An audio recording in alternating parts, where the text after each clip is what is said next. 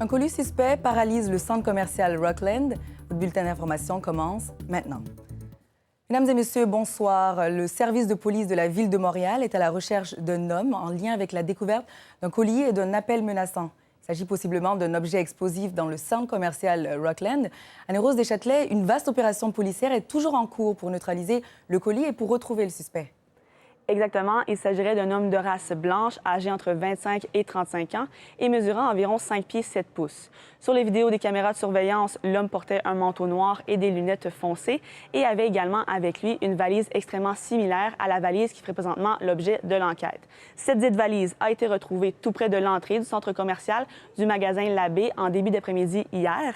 Et évidemment, la sécurité, au même moment, a reçu l'appel disant qu'il y aurait possiblement un colis suspect dans l'enceinte de l'édifice. La sécurité a donc appelé le SPVM au 911 et des policiers ont été dépêchés sur les lieux. Présentement, à Ottawa, les agents artificiers du SPVM ainsi qu'un robot s'affairent à tenter de neutraliser l'engin possiblement explosif. Cependant, le SPVM souhaite mentionner qu'il n'y a aucune confirmation pour l'instant qu'il s'agit vraiment d'un engin comme tel, puisque dans une situation où le public pourrait possiblement être en danger, vaut mieux prévenir que guérir. Annie-Rose, les autorités ont érigé un périmètre de sécurité d'envergure qui perturbe la circulation dans le secteur. Oui, tout à fait. Elle a procédé à la fermeture de plusieurs rues par mesure préventive des grosses artères. On parle du chemin de la Côte-de-Liesse, direction est, entre le chemin Rockland et le boulevard de l'Acadie. Également, les voies direction nord du chemin Rockland.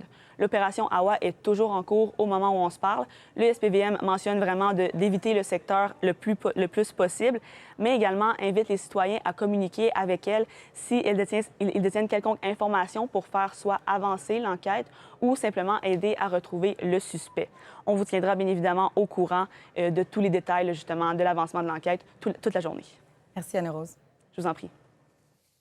Une opération policière, cette fois dans le secteur de Salaberry de Valleyfield. On est informé qu'une prise d'otage est présentement en cours dans une caisse des jardins sur la rue Alexandre. La Sûreté du Québec affirme qu'un homme possiblement armé détient un nombre indéterminé de personnes. C'est le déclenchement d'un bouton de panique vers 16h50 qui a alerté les policiers qui se sont rendus sur les lieux et ont établi un périmètre de sécurité.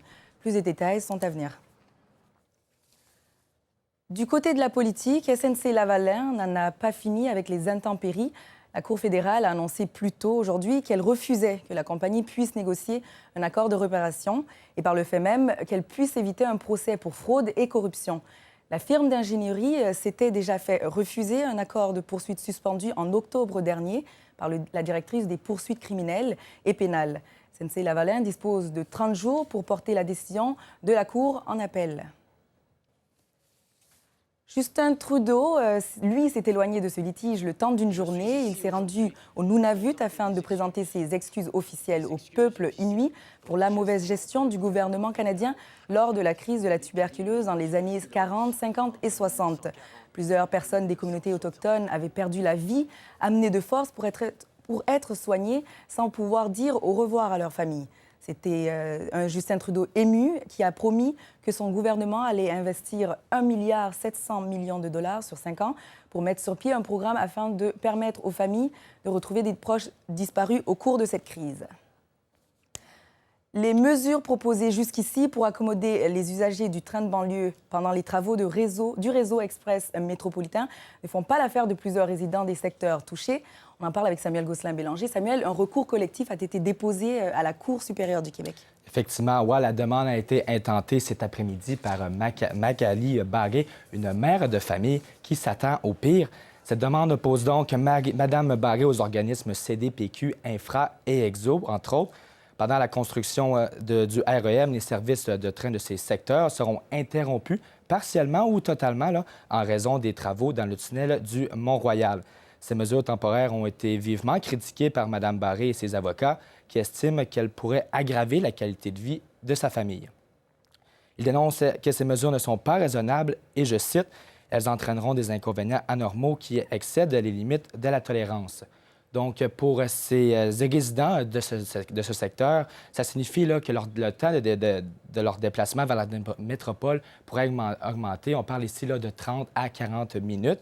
L'organisme CDPQ Infra, l'un des défendeurs dans cette cause, assure qu'il y aura beaucoup plus de bénéfices que d'inconvénients dans cette cause. nous, ce qu'on souhaite, c'est vraiment pas à pas s'assurer de rencontrer les communautés, s'assurer de rencontrer les usagers, bien expliquer les travaux et la raison d'être.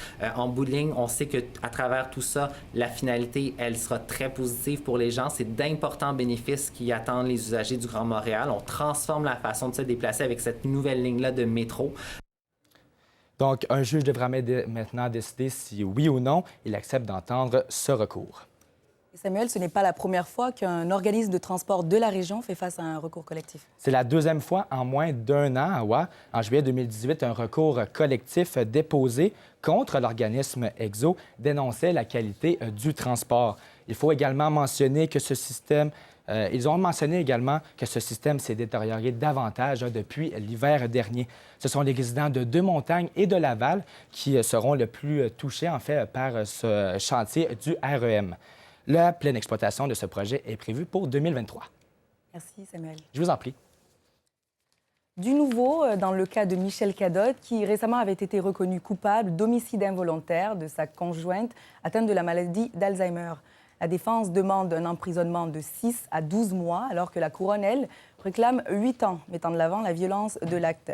La juge Hélène Di Salvo, qui a entendu les observations des deux parties aujourd'hui, va rendre son verdict le 28 mai. Du nouveau, dans le cas de Alexandre Bissonnette, le tueur de la fusillade à la mosquée de Québec, a officiellement annoncé cet après-midi vouloir contester sa peine. Le juge François Huot l'avait condamné il y a un mois à la prison à perpétuité sans possibilité de libération conditionnelle avant 40 ans. Il est arrivé à ce jugement en modifiant la loi sur l'addition des peines de meurtre. De ce fait, les avocats de Bissonnette dénoncent que la peine imposée est illégale et que le juge n'a pas respecté la Constitution. Au sport, le Canadien de Montréal poursuit son voyage en Californie. Ismaël Si est avec nous pour nous en parler. Ismaël, Carey Price pourrait établir un nouveau record face aux Ducks d'Anaheim. Exactement. Il vient tout juste d'égaler la marque de Jacques Plante en obtenant sa 314e victoire en carrière à sa dernière sortie face aux Kings de Los Angeles. Et donc maintenant, ce soir, Carey Price pourrait devenir l'unique détenteur du titre de gardien de but le plus victorieux de la riche histoire du Canadien de Montréal. Pour l'occasion, ils affrontent les Ducks d'Anaheim, une équipe qui connaît une saison assez difficile. Lors du premier match entre les deux équipes, le Canadien avait eu le meilleur en l'emportant par la marque de 4-1.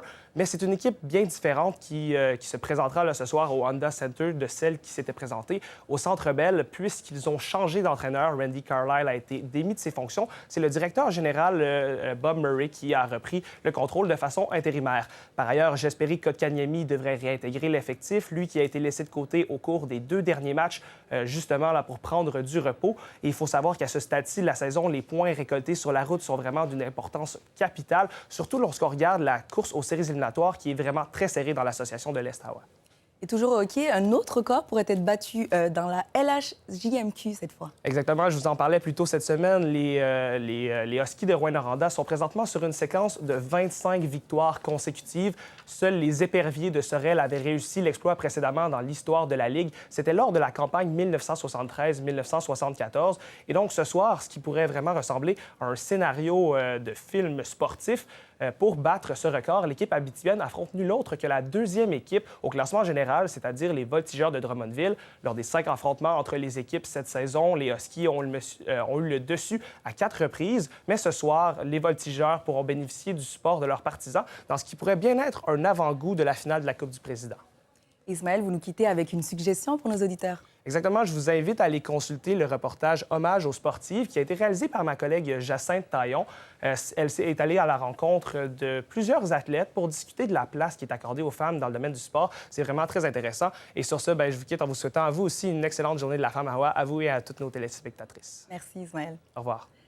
Un coup d'œil pour la météo du week-end. Demain, ensoleillé avec un minimum de moins 5 degrés. Dimanche, quelques flocons avec 2 degrés. Voilà ce qui met fin à votre bulletin d'information. On se retrouve demain, même heure. Et au nom de toute l'équipe, joyeuse journée internationale de la femme. Bonne soirée.